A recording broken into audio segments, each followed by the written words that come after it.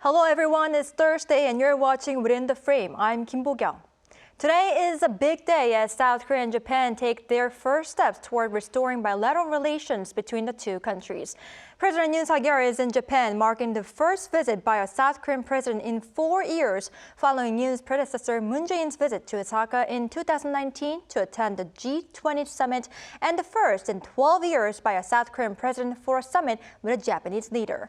Bilateral ties have been frayed since a 2018 Supreme Court ruling which ordered Japanese companies to compensate victims of Japanese forced labor.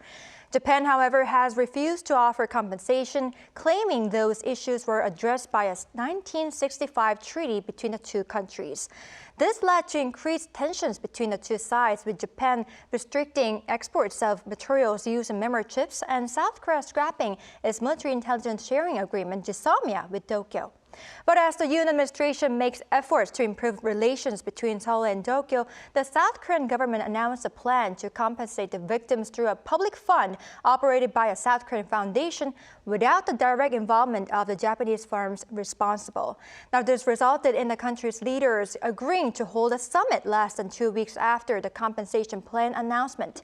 Now, with this summit, is it possible to put past history behind them and take a step forward? And will the summit be able to boost cooperation not only in the economic sector but also in security? We are expecting the press briefing to begin any minute now, but until it begins, we invite Professor Min Jung-un at Korean National Diplomatic Academy for an in-depth analysis. Professor Min, welcome to the show. My pleasure.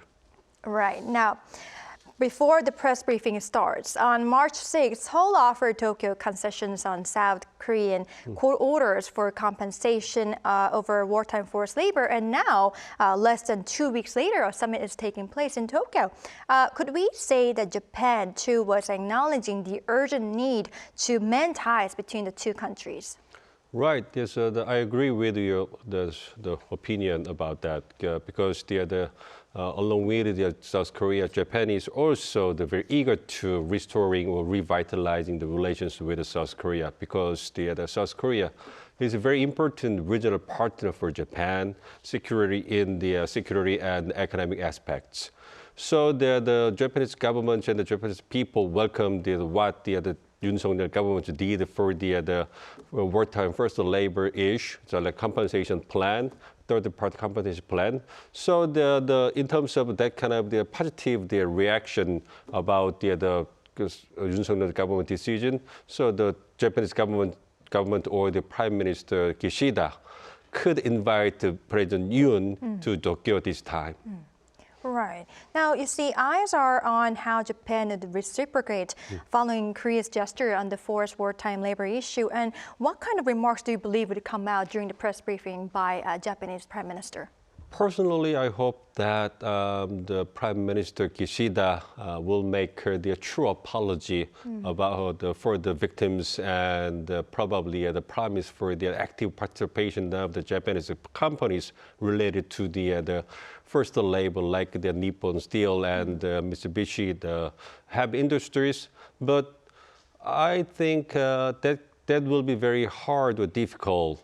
That the Japanese companies will actively join the compensation plan, and I don't think that the Prime Minister Kishida will make a sincere apology for the victims this time, because the Japanese government has got the difficult domestic situations, mainly in terms of the conservative groups' opposition about taking any kind of a favorable position about what South Korea wants in terms of that issue. And currently the Japan got almost everything about the issue. The Japan has not changed any opinions or the positions about the issue, and instead the South Korean government takes the really big step to resolve their conflict. So currently Japan need to just accept what South Korean government did and try to move a little bit forward in terms of improving the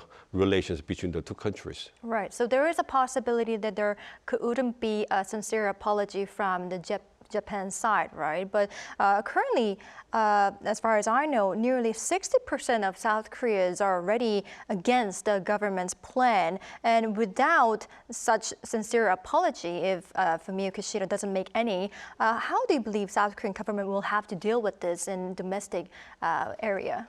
It will be another chapter of the compensation plan because it's a domestic issue for South Korea, and it's just the beginning.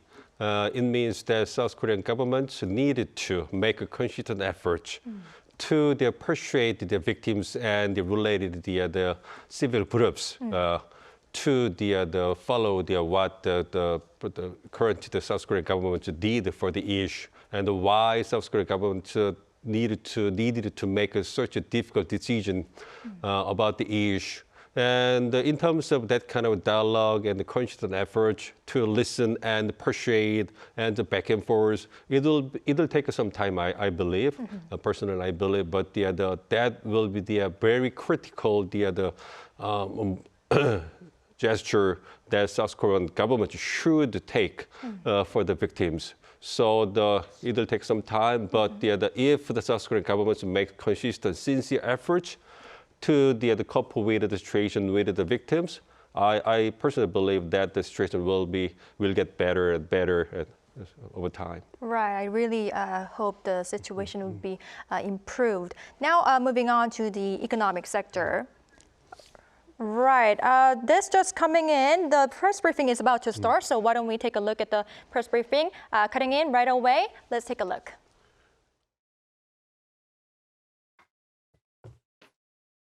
ただいまから日本韓国首脳共同記者会見を執り行います。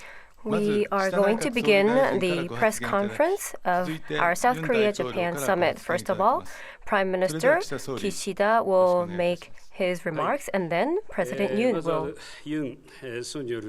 First of all, President Yoon Suk Yeol, we sincerely welcome you to Japan. This week in Tokyo, we are seeing cherry blossom bloom. After a long period of winter, the blossom is here, and just as like that, we have welcomed President Yoon in 12 long years to Japan. And in this strategic environment today, the normalization of the bilateral ties is a pressing issue that we have to resolve. And based on the 1965 Normalization Treaty, we agreed that we are going to normalize the ties between the two countries. Recently, the Korean government had announced the plans for wartime forced labor compensation, and the Japanese government sees that this plan could restore the ties between the two countries. In 1998, there was a joint declaration that was announced, and including this declaration, based on the past government's standing, we reaffirm our standing for our historical past, and based on this, the two countries will cooperate and exchange in all fronts, including politics, economy, and culture. And the two countries will face a new chapter based on this. And to this end, the summit with President Yoon, we are going to restore the shuttle diplomacy that is visiting each other regardless of any formalities. Moreover, for the bilateral relations, we are going to communicate in a broader form. And in details, first of all, the stalled security dialogue, security strategic dialogue will be restored in a short period of time, and the Japan, Korea, and China will also, we are going to start our communication channel for this. Also, for the export front, we are seeing evolvements for, in the future, the ministerial level talks will be restored, and we're going to pursue this. And also the civil exchanges are going to be restored, which we think that this is the foundation of the bilateral exchanges. And the economic groups are going to launch, and we welcome President Yoon's plan to form a fund of the economic groups. And the foreign visitors for each other's countries, we see that Korea and Japan are the #1 visitors to each other's country. And in the future, we hope to boost the exchanges and visits even more. And recently, this dire security landscape is also what we discussed with Mr. Yoon, and the North Korean provocations, including ICBM launch, the deterrence between Korea and U.S. will be strengthened, and also the trilateral cooperation is all the more important, is what we have agreed on.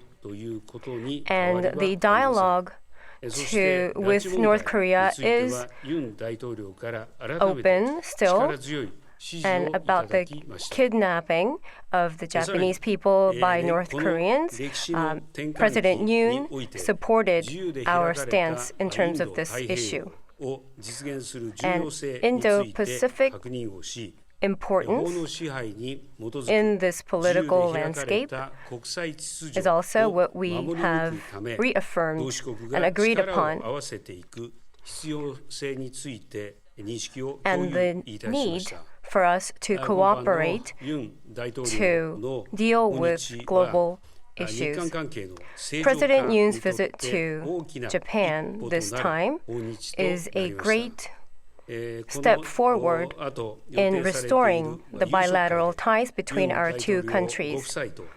At the banquet tonight that is scheduled, I hope I can have more constructive conversation with Mr. President Yoon and the First Lady. And with this, I think our friendship will strengthen and the bilateral relations will also strengthen.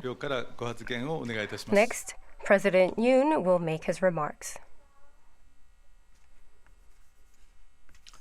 First of all, I would like to thank Prime Minister Kishida and the Japanese people for your heartfelt hospitality to myself and the delegation.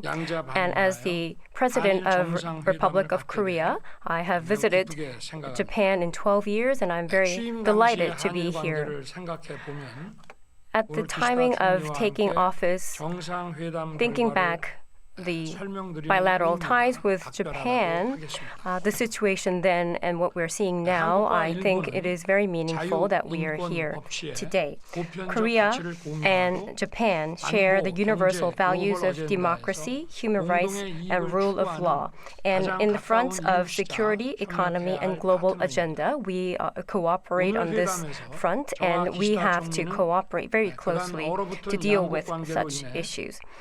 Until now, the stalled relations between the two countries had inflicted some difficulties to the peoples of the two countries, and to stop this, we agreed with Prime Minister Kishida that we have to go forward for a future-oriented relationship. And we are going to grow and strengthen more cooperation in various fronts, including cultural activities. For an abundant communication and activities, not only in the technology field, but also in finance and security front, we are going to muster our strength together to solve and resolve issues.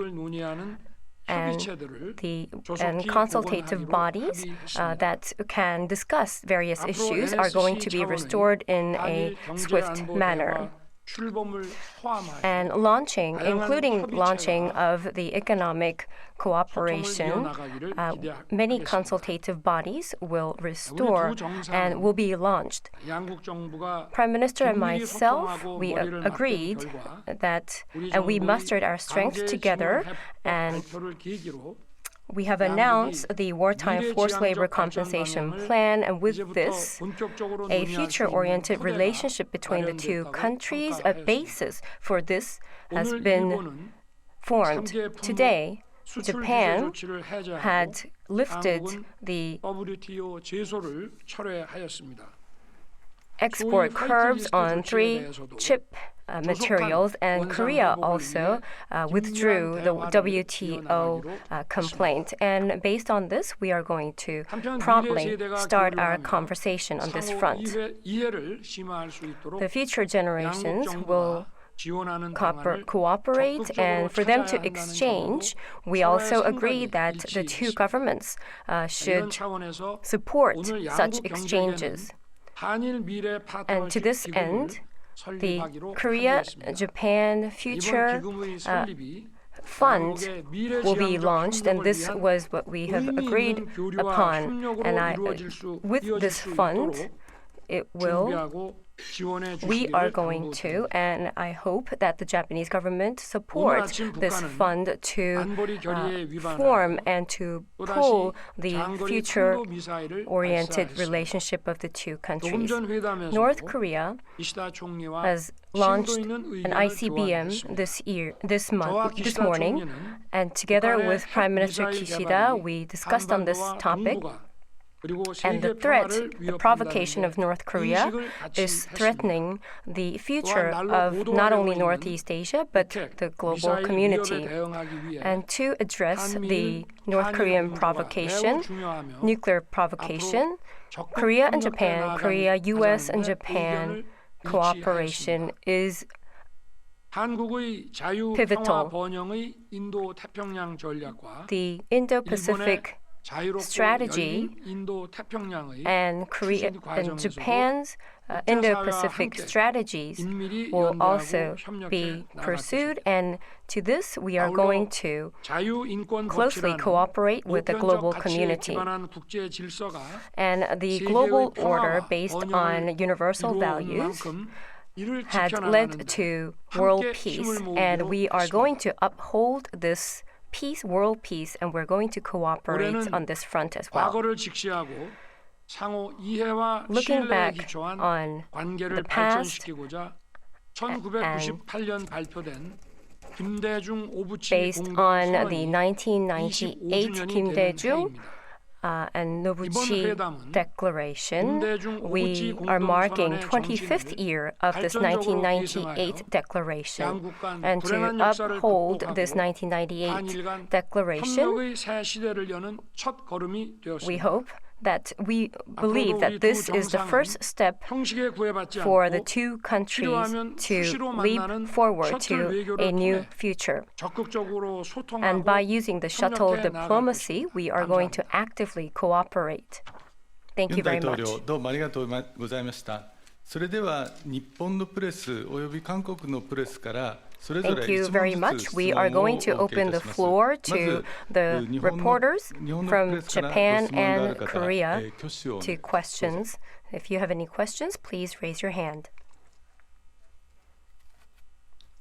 こんにちは。안녕하세요. Hello. 毎日新聞の今野と言います。I am Imano from 毎日韓国政府の newspaper. 発表した徴用工訴訟の Korean 解 government 決策について岸田総理とユン大統領 announced に the 伺いま wartime す。 forced labor 韓国財団 compensation が日本企業に代わって賠償金相当額を支払うことになりましたが、財団が日本企業に相当額の返還を求める求償権の問題が残っています。総理、大統領はそれぞれ求償権の扱いをどのように考えておられますか。また、 And I would 岸 like 田総理に to は ask the 日韓 both 首脳によるシャトル外交について heads of the 改めてその countries in 意 terms 義と of what they 岸田総理の think 訪韓の時 about 期 this は plan いつ頃を想定されているか伺います。 and the right to indemnity about this plan, and also about the shuttle 韓 diplomacy. 国軍艦艇による I 海 would 上 like 自衛 to 隊 ask a question 哨 about 戒機への it because in 管制レーダー操作問 2018 題や慰安婦問題など there was 取り a 残された課題につい fighter ても jet シャトル外交を通じて issue 解 and 決していくお考 also え the でしょうか。 sexual slavery, wartime slavery. Do you see that shuttle diplomacy will be used to resolve such issues? So let me answer this question first. ご質問、私の方には大きく2点ご質問がありました。 Well, I believe that you asked two questions. One, シャトル外交の the second question about shuttle diplomacy, let me answer this question first. Today, at the summit, President Yoon and I agreed on the restoration of shuttle diplomacy. And as the so this will be the first to restore in many years. And the shuttle diplomacy will be revitalized, and in the future, at an appropriate timing, I will review my visit to Korea. But at the moment, we cannot say for sure the date. And in the future, the two sides, regardless of formalities, we are going to visit each other, and we hope that this will help shaping a new future of the two countries. And between myself and President Yoon, we hope to build firmer friendship, and that will lead to a close cooperation between the two countries. And of course, you pointed out some of the issues, and including those issues, we are going to have a candid discussion of those issues based on our friendship. And for the first question, to answer that question, the President Yoon's strong leadership led to an announcement of the compensation fund for wartime forced labor. And about the right to indemnity, I understand that this is not being considered at the moment. But including this, I expect that there will be a broader cooperation in many fronts between the two countries. About the right to indemnity, let me answer this question. For the Korean government, regarding the 1965 treaty, the victims of forced labors and indemnifying them, the government fund was used until now. However, in 2018,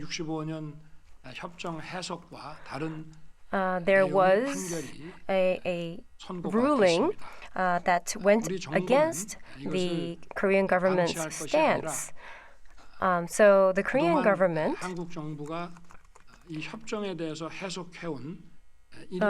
should not neglect this point, but to harmonize the government's stance so far and the court ruling, and by harmonizing these different attitudes, we came up with this plan to repay by the third party. So the right to indemnity issue to exercise the right to indemnity will be bringing this plan back to ground zero. So we are not planning to exercise right to indemnity. If you have further questions, please let me know. ありがとうございました。次に韓国のプレスからご質問がある方は挙手をお願いいたします。 Have one question from the Korean side. 헤럴드 경제 박상현 기자 질문해 주십시오.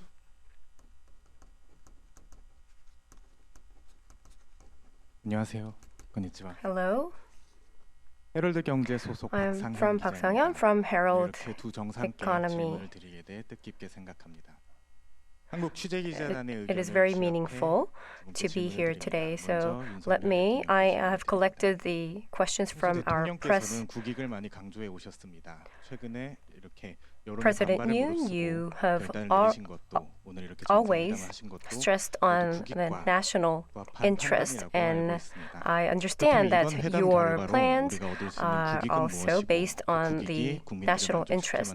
Then, based on this summit talks, what do you think is the national interest that could be gained? To Prime Minister Kishida, there are the public sentiment in Korea is that the reciprocal action by Japan is a little bit insufficient. Do you have any plans to respond? Korea's national interest is not a zero-sum relations with the Japan's national interest. I believe that it is a win-win situation. An announcement of this compensation plan, if this could help revitalizing the two bilateral ties, it would help greatly, especially to respond to the security issues and security landscape in our region. And in our summit, we declared a full restoration of GSOMIA. And about North Korea's launch of missiles and its trajectory, we believe that the two countries should share these information. And in a lot of cutting-edge situations and technologies, there are many fronts that the two countries can create synergies. And the withdrawal of export restrictions of Japan was announced, and on top of this, the industries and the direction of such semiconductor industries, I believe the two countries can supplement each other. And most of all, the two countries, the peoples of the two countries say that the other part, the Japan or Korea, is the most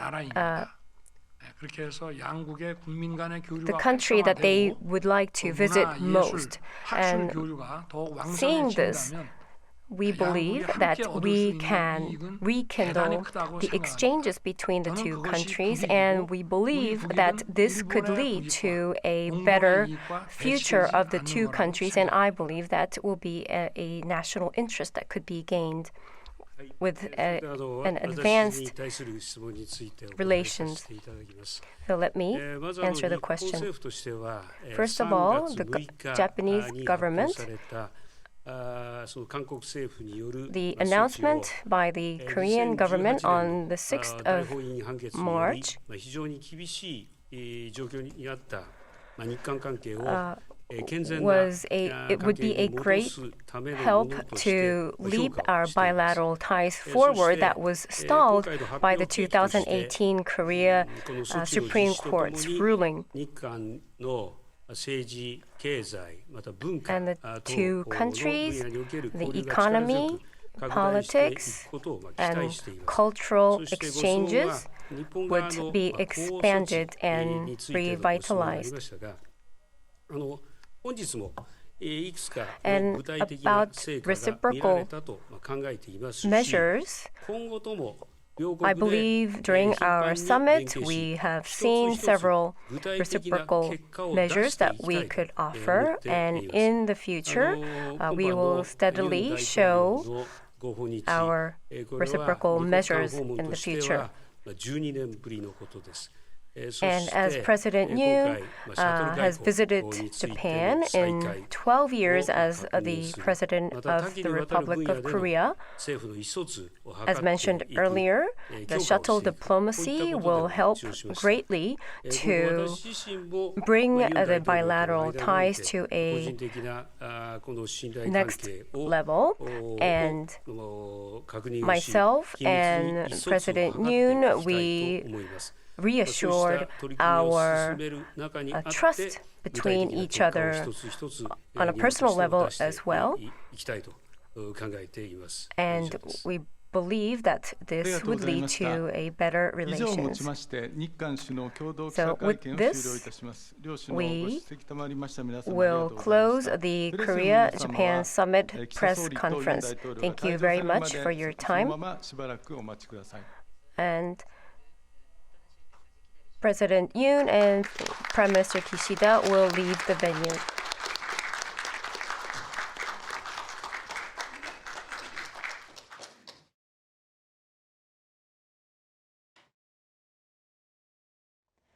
Right, that was the press briefing made by South Korean President Yoon Suk Yeol and Japanese Prime Minister Fumio Kishida. Fumio Kishida first made his remarks and he welcomed President Yoon Suk Yeol and said the normalization of bilateral ties is pending issue that we need to resolve. And he said the compensation plan offered a chance to mend ties, and he reaffirmed Japan's standing that was made during the joint declaration that was made between former South Korean President Kim Dae-jung and former Japanese Prime Minister Obuchi in 1998. And so they agreed to face new chapter based on this agreement. And of course, South Korean President Yoon Suk Yeol too said the stalled communication until now caused many difficulties, and so agreed to strengthen the cooperation in many aspects, including the technology, finance, and security. And so since we are ending the press briefing, now we move on to Professor Min's analysis. Now, Professor Min, how did you see the whole statements from each country's leaders? Well, basically, you did a really good job in terms of summarizing the joint press briefing. And I agree with what you said. Basically, the two leaders got the agreement on the various aspects of their works, like the politics, security and economy, and the human and cultural exchanges. And basically, the two leaders got the agreement about that agreed that they will work together to cope with the North Korea's growing the military threats. So they will fully restore the GSOMIA to share the intelligence information, military information against North Korea's provocations. And they will also work together with the economic cooperation. Right. And as you know, since 2018, the economic the cooperation between the two countries have been stalled, and in terms of the historical disputes. And today, the two leaders agreed to withdraw the restrictions by Japan, and South Korea also withdraw its complaints with the WTO. So they got the reciprocal decisions about the economic aspects, and they will work further together in terms of the withdrawing or the resolving kind of putting the South Korea back to the Japan's whitelist favored trade partners. So it is expected that the two countries will work together closely to improve or strengthen the economic ties between them. And also they agreed to strengthen or enhance the human and cultural exchanges between the two countries.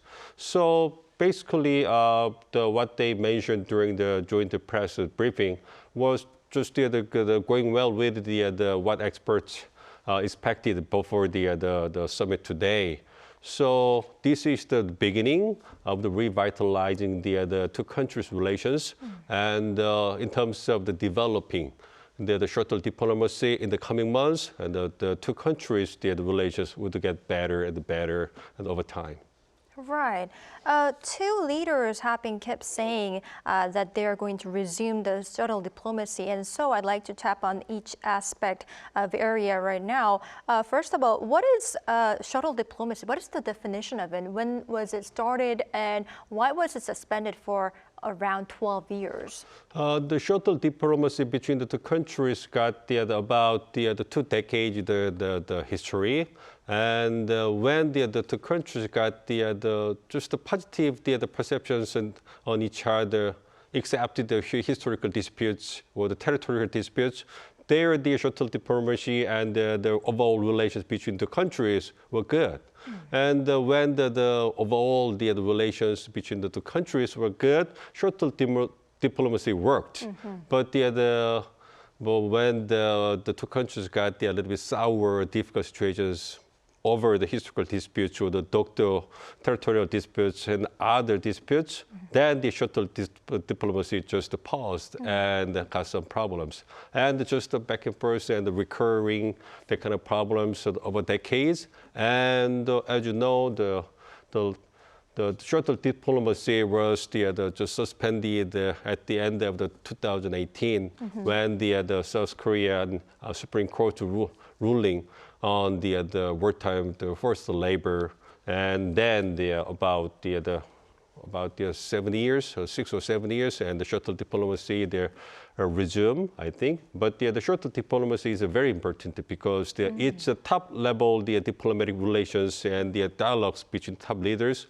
And if top leaders make the decision about the two countries' relations, that kind of just the policy direction for the upcoming the months and years. So and then the working level works will start to implement what the leaders mentioned. So the tough decisions, difficult decisions, or the orientations, those important things are made by the shuttle diplomacy top leaders level. So it's very important to the mobilize and facilitate the two countries the relations. Right, so we could say that it is very significant how this shuttle diplomacy is being resumed by two leaders. Right. Now, for Japan's point of view, we invited Walter Sim, Japan correspondent at the Straits Times, on the line. Welcome, Walter. Thank you for your time. Thank you very much. All right, Walter, first of all, could you give us a brief wrap-up of what was discussed during the summit's press briefing? Yes, I think Professor Min gave a very good summary of what was discussed, but essentially the topics of discussion really run the gamut, be it from history, wartime labor issues, to trade, as well as to security. So the two leaders, as expected, discussed South Korea's proposed resolution on the wartime labor issue, with paying out the forced labor through through this foundation. Japan's trade ministry also said today that it would lift export controls on semiconductor material to South Korea. And through security cooperation, we do see the normalization of GSOMIA as well. So all in all, I think the summit was very positive. It marked the return of shuttle diplomacy between the two countries that has been suspended for 12 years. But I think all eyes will now be on how the two leaders are going to really cement these positive vibes, these good, warm relations over a more casual setting tonight.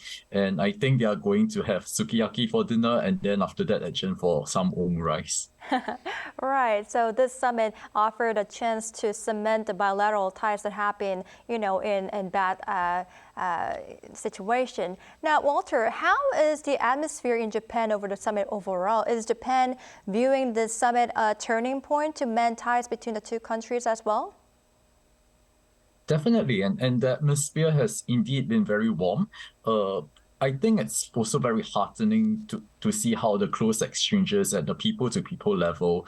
We see South Korean pop culture very popular in Japan and vice versa as well. And I think it's very heartening to see this really broaden into the political realm.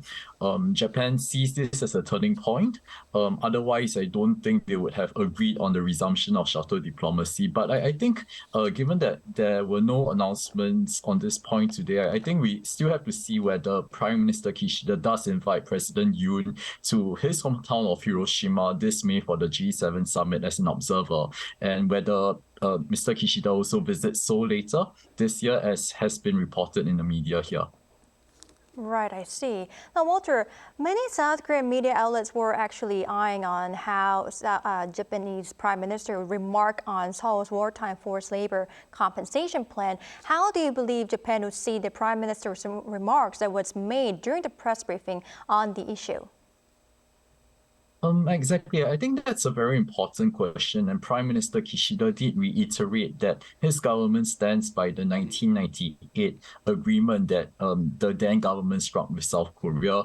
I do think that beyond what is being said publicly and what Prime Minister Kishida is officially able to say, given how he appears to be hamstrung by domestic politics, there's a lot of conservative pressure as well. Behind the scenes, I think what's more important, and I think the proof of the pudding will be how far and how much Japanese companies will actually contribute to the fund.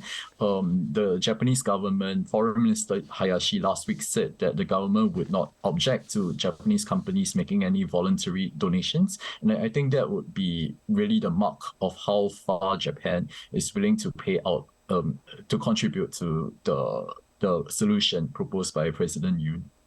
Right. Walter, I would also like to tap on the security issue. Like you said before, the discussions included normalizing the GSOMIA. How does Japan consider this military agreement? How does it consider it as? Well, definitely, it's an extremely important agreement. I can't emphasize how important Japan values the GSOMIA. And I think military cooperation is all the more urgent, all the more essential, especially given North Korea's regular missile launches, the most recent just being this morning. And there can only be value in sharing intelligence at a time when regional geopolitics has been so volatile. But I think looking beyond bilateral relations, looking beyond GSOMIA, beyond their military pact, I think the bigger picture of better Japan-South Korea relations really affects the region, really affects regional geopolitics. There is a lot of potential, I think, for Japan and South Korea to work closely together on Indo-Pacific issues. And I think this is also why Japan and South Korea's mutual security ally, the United States, has cheered their positive relations. But not only the US, but also countries like Australia, like Canada have also welcomed the move for better ties as well. So I think, not just within the two countries, but I think better ties between Japan and South Korea really has a positive impact on the wider geopolitical environment. Right, positive impact on geopolitical aspect. Now, this could be our last question to you, Walter, but restoration of the two countries' trade relations was also discussed. And how does Japan consider South Korea as an economic and trade sector? Definitely. I do think that South Korea is an important economic and trading partner of Japan's. And I mean, one more friend is better than one less friend, right? So the easing of these export restrictions will certainly reinforce this importance as well. But again, looking at the bigger picture, I think this move to restore how things were before 2019, I think there is going to be ramifications on how the two countries can be more aligned, can work even more closely together, especially with the US on such issues as supply chains, on such issues as semiconductors, at a time when economic security is shaping up to be a key challenge. Right, I see. All right, Walter. Thank you for the wrap-up and insights at the very spot where summit is taking place. We really appreciate it. Thank you very much. All right, going back to our Professor Min. Professor, let's tap on the compensation plan of the wartime forced labor issue. Prime Minister Kishida actually did not give a direct apology, but rather he said that Japan is going to reaffirm the Japan's standing that was made during the joint declaration between former South Korean President Kim Dae-jung and Japanese Prime Minister Obuchi. How did you see this? Well, basically, as I mentioned earlier today, that's the overall expectations by the experts about how deeply or how much the Prime Minister Kishida would express each opinion about the issue. Personally, I a little bit regret that the Japanese Prime Minister a little bit moving forward and they try to embracing the victims the feelings about that. But I think that he also considered the domestic pressure by the conservative group in Japan. So I think that that could be the maximum stance that the Kishida could take at the moment. So just to reaffirm what the past governments did in terms of the issue.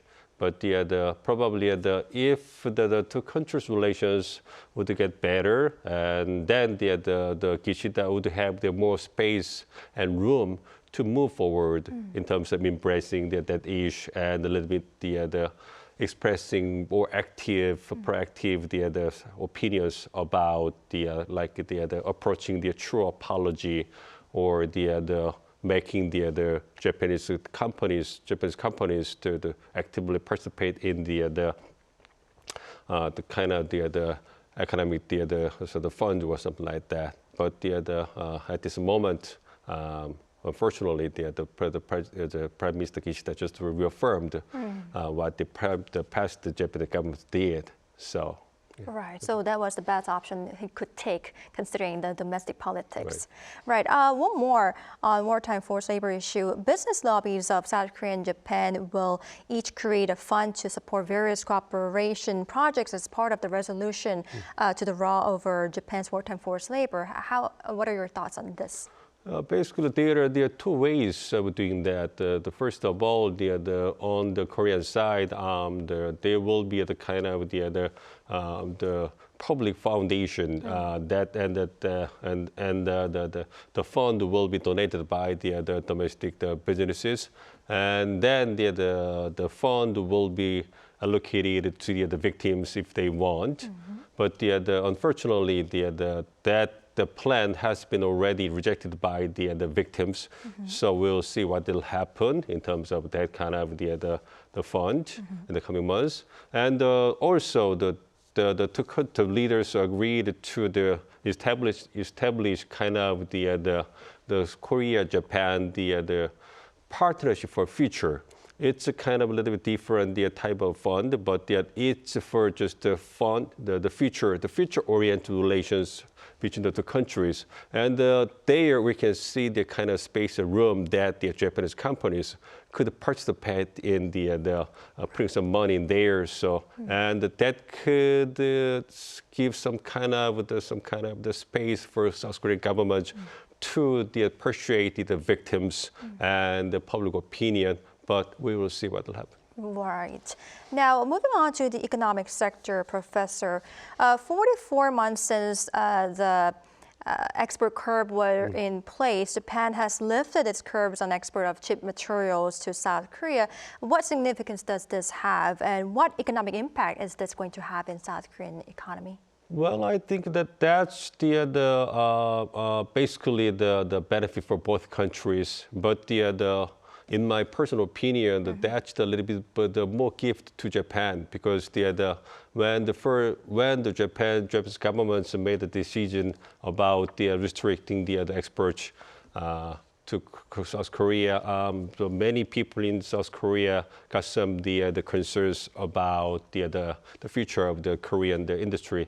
But unlike the expectations, we found that the South Korea the companies the capabilities were much better than our expectations. So Japan embarrassed by the South Korean companies the capabilities, and then also the South Korea also put its own resources and the capabilities to improve its own capabilities of producing the kind of the parts and the kind of things.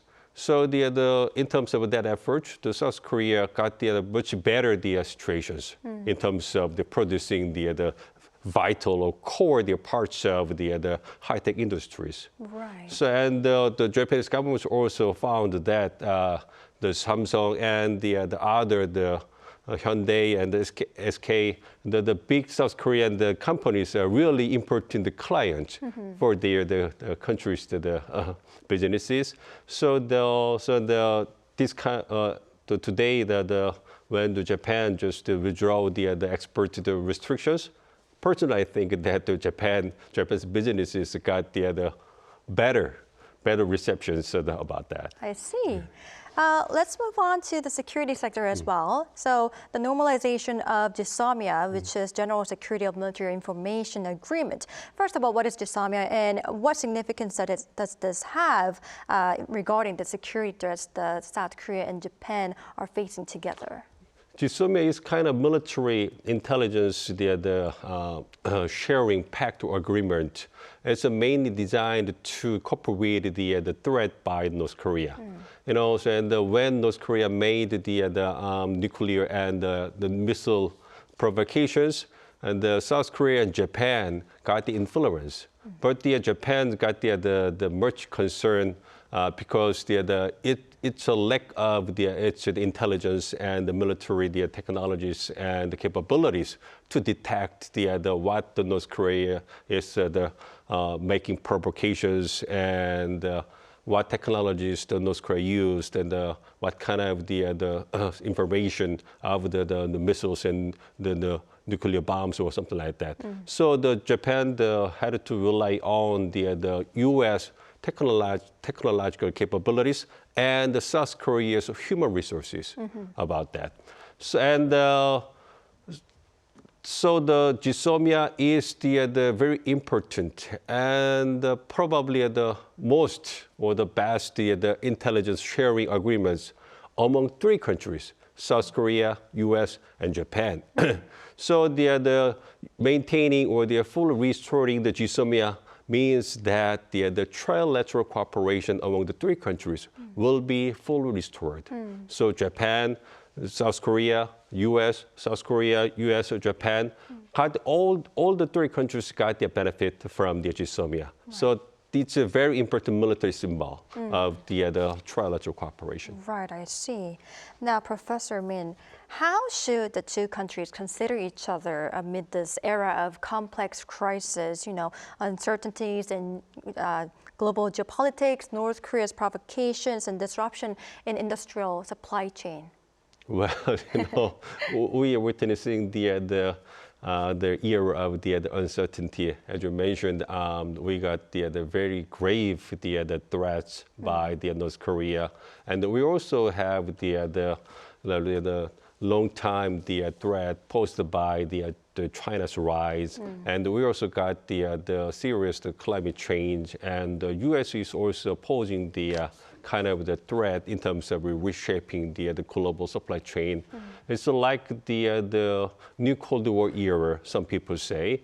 So we, South Korea, kind of a leading country, middle power country, needed to make the various cooperations with the like-minded countries and the other middle countries, because South Korea alone cannot survive in the complicating the era. So we need to have the cooperations with the other capable countries like Japan, Australia, Germany, and other middle power countries. That's the only way that we can protect our own national interest. So today the South Korean government got the first step to move forward to the coping with the global uncertainty by restoring or revitalizing the relations with Japan. Right. So we could say the summit was, setting a milestone, right, in a way to improve bilateral ties amid this global crisis. All right. I'd like to ask you more questions, Professor Min, but unfortunately, this is all the time we have for today's edition. But really, we really appreciate your insights. Thank you. This is all for Within the Frame tonight. That brought our viewers with special live coverage of President Yoon Suk Yeol and Japanese Prime Minister Kishida's summit and the analysis on it. We will be back tomorrow with more in-depth stories. Thank you for watching and goodbye.